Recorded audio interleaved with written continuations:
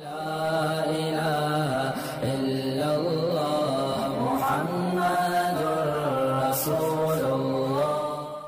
برات میں جاگنا اور روزہ رکھنا صحیح ہے. 15 شعبان کا روزہ کسی صحیح حدیث سے ثابت بولو بھائی نہیں.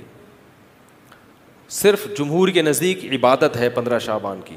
اس کے علاوہ باقی کوئی بھی چیز, میرا اس پر بہت ڈیٹیل میں بیان ہے, یوٹیوب پہ سرچ کریں وہ بیان آ جائے گا. میسج ٹی وی والوں نے ایک انٹرویو لیا تھا اس پہ, اس میں نے دلائل سے ثابت کیا ہے, پوری مدلل بحث کی ہے کہ نہ اس رات میں قبرستان جانا چاہیے, نہ اس رات میں حلوے پکانے چاہیے, نہ اس رات میں الگ سے کوئی نہانا دھونا چاہیے, نہ اگلے دن کا روزہ رکھنا سنت ہے, نہ پٹاخوں کی کوئی حیثیت ہے. سمجھ رہے ہو؟ اب مجھے پتہ ہے جو گالیاں آنے والی ہیں یوٹیوب پہ, چلو کوئی بات نہیں, اس کو بھی انجوائے کرتے ہیں. تو صرف ایک چیز ہے وہ, اور نہ اس رات میں تقدیر کے, صاف ہے قرآن میں کہ وہ لیلۃ القدر میں ہوتے ہیں. علامہ ابن تیمیہ رحمہ اللہ نے لکھا ہے کہ لیلۃ القدر کی اہمیت کو گھٹانے کے لیے بھی اس رات کو بہت زیادہ اہمیت دی گئی ہے. تو جتنی جس چیز کی اہمیت ہو اس کو اتنا ہی رکھنا چاہیے. تو صرف عبادت ہے, تو عبادت کی جمہور کے نزدیک کیا ہے وہ بھی اتفاقی نہیں ہے, یاد رکھو. جمہور کا مذہب بہرحال یہی ہے کہ اس رات کو عبادت کرنی چاہیے, اس کی فضیلت دوسری راتوں کی نسبت زیادہ ہے. آج کسی صاحب کا فون آیا کہ ہماری والدہ کا معمول رہا ہے اس رات کو دیگیں پکا کے تقسیم کرنے کا. اب والدہ مرحومہ دنیا سے چلی گئی, اب ہم چاہتے ہیں. میں نے کہا نہیں پکائیں. کہہ رہے کیا دیگ پکانے میں, لوگوں کو غریبوں کو کھانے کھلانے میں کیا حرج ہے, اس میں کون سی پابندی ہے؟ میں نے کہا پھر آج کھلا دیں, کل کھلا دیں, کیا خیال ہے؟ لوگ یہ بھی کہتے ہیں کہ بھئی آپ صدقات و خیرات سے کیوں روک رہے ہو لوگوں کو؟ بھائی صدقات و خیرات, جیسے لوگ کہتے ہیں نا بکرے کے صدقے میں کیا خرابی ہے. ابھی پھر کوئی صاحب مجھ سے الجھ گئے کہ آپ کیوں کہتے ہو صدقے کا بکرا بدعت ہے, اگر کوئی بکرا کھلا رہا ہے تو کیا خرابی ہے؟ میں نے کہا سوال پیدا ہوتا ہے جب غریب آدمی کو بکرے کے پیسوں میں زیادہ دلچسپی ہے تو آپ کو کیا تکلیف ہے کہ آپ اس کو بکرا کھلائیں؟ اس کا مطلب آپ بکرے کو کیا سمجھ رہے ہو, الگ سے کوئی فضیلت سمجھ رہے ہو بکرے میں. تو شریعت میں جس چیز کی الگ سے کوئی فضیلت نہ ہو اس کو الگ سے پروٹوکول دینا یہ بدعت ہے یا نہیں ہے؟ غریب آدمی کو کہہ رہے ہیں یار 20,000 کا بکرا لے کے دے دیا تم نے مجھے, تو مجھے 20,000 روپے دے دیتے. اگر آپ کہتے ہو اس کے کھانے کی حاجت ہے تو راشن ڈلوا دو. 20,000 میں جو راشن ہے, بکرا ایک ٹائم پہ ختم ہو جائے گا, 2 دن چلے گا, اور راشن پورے سال چلے. اس کا مطلب یہ ہے کہ بکرا مقصد ہے آپ کا, بکرے کا لیبل لگایا جا رہا ہے, صدقے کا لیبل لگایا جا رہا ہے, مقصد کیا ہے؟ ارے بھائی, تو اس لیے وہ کہنے لگے کہ میں 15 شعبان کو چاہتا ہوں غریبوں میں دیگ تقسیم کروں, تو صدقے میں حرج کیا ہے؟ میں نے کہا بالکل کوئی حرج نہیں ہے, لہذا کل دیگ آپ تقسیم کر دیں, اگر آج لیٹ ہو گئے تو کل کر دیں. کہہ رہے نہیں کل نہیں, میں 15 کو کروں گا.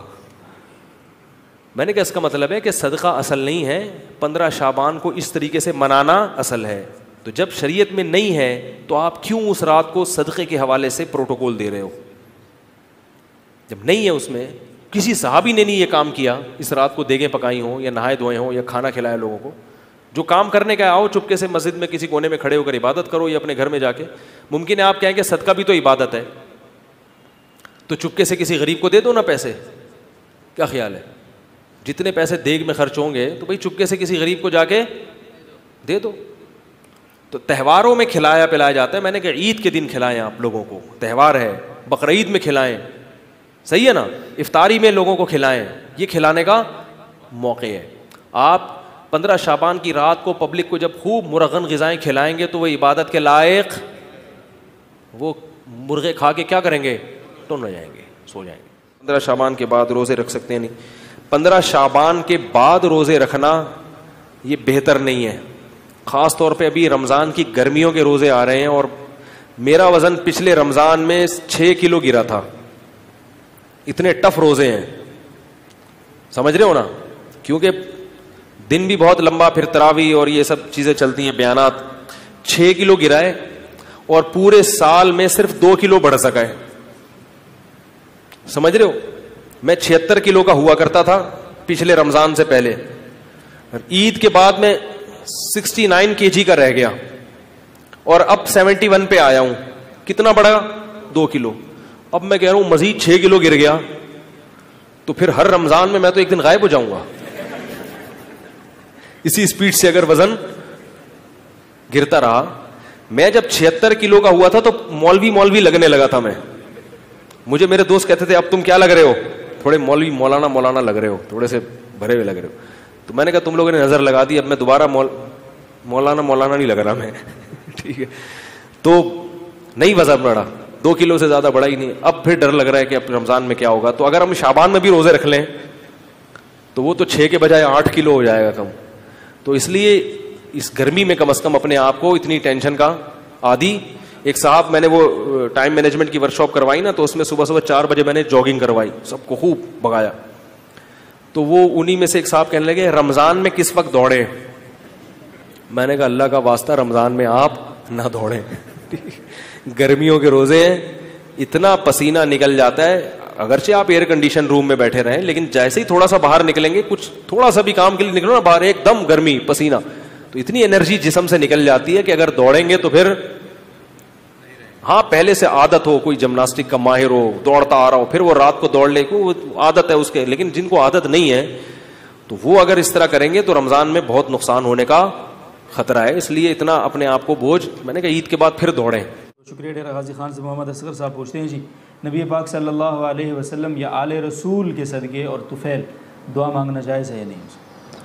کسی کے صدقے دعا مانگنا یا کسی کے طفیل دعا مانگنا یا کسی کے وسیلے سے دعا مانگنا, یہ 3 مختلف الفاظ ہیں جن کا مطلب ایک ہی ہے.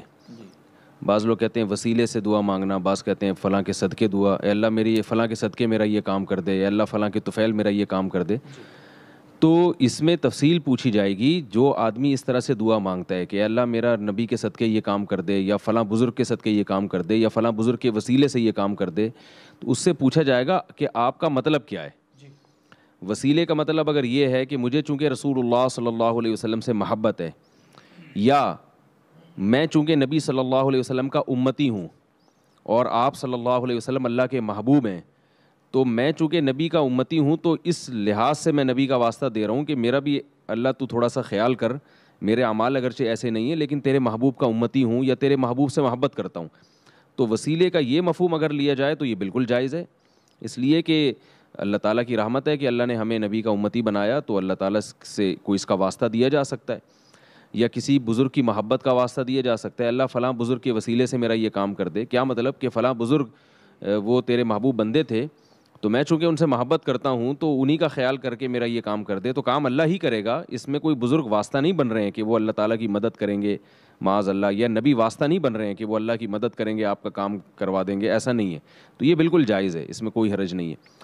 اور اگر وسیلے کا مطلب یہ ہے کہ اللہ نبی کے واسطے سے کام کرے گا, یعنی اللہ نبی کے ذریعے یہ کام کروائیں گے, یعنی نبی کو گویا اللہ تعالیٰ آرڈر کریں گے اور پھر نبی یہ کام کریں گے, تو یہ بالکل شرک ہے, جائز نہیں ہے. تو اس لیے یہ جو کہتے ہیں نا لوگ کہ وسیلہ شرک ہے, تو یہ بھی غلط ہے, اور یہ کہنا کہ وسیلہ بالکل جائز ہے یہ بھی غلط ہے. وسیلہ جائز بھی ہو سکتا ہے, حرام بھی ہو سکتا ہے, اس میں افراط و تفرید بہت ہے. کیونکہ میں کبھی کبھار دیکھتا ہوں یوٹیوب پہ مختلف لوگوں کے کچھ اس بارے میں کلپ آتے ہیں, کچھ نے الاطلاق اس کو حرام ناجائز کہا ہوتا ہے کہ بالکل شرک ہے شرک ہے شرک ہے, جو بھی وسیلے سے دعا مانگے گا وہ گویا مشرک نہیں بھی ہوگا تو مشرکانہ عمل تو بہرحال قرار دے دیا جاتا ہے, تو یہ غلط ہے. اسی طرح اس کو الاطلاق صحیح کہنا یہ بھی غلط ہے.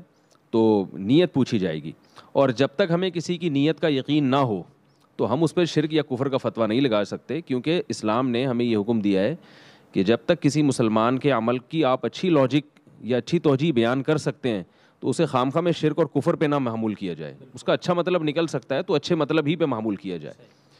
بہت بہت شکریہ, جزاکم اللہ.